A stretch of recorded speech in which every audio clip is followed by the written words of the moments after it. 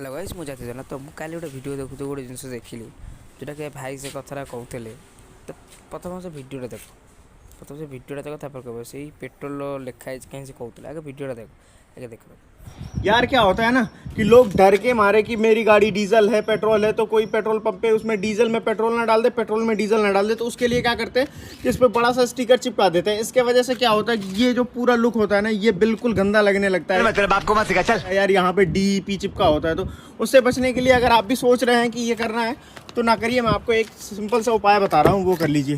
पहले ये टैंक खोल लेते हैं, कैप उसका।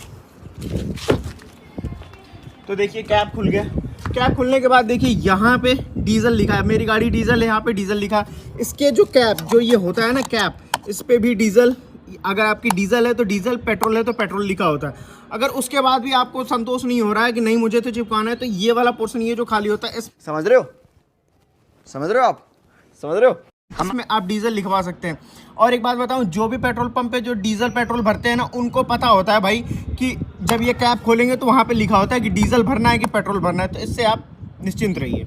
हाँ हाँ ये तो कह निश्चिंत रही।